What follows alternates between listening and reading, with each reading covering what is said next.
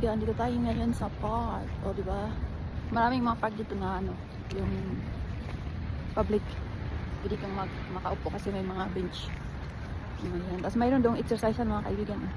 Gusto mo mag-exercise, mayroon doon sa likod. Ayan, o. Libre lang din yan. Hindi ka, walang bayad, o, di ba? Dito pa lang kami sa, sa may embankment.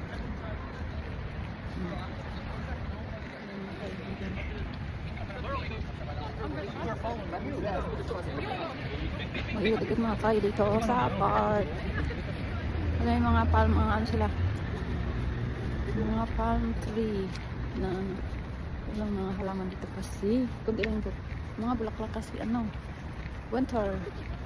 Ayun mga bench. May mga ano pa. Dito yan. Sa, ayun yung sa likod. Ayun mga letter yan yung garbage. Tapos na mga basa na ba yung mga basara.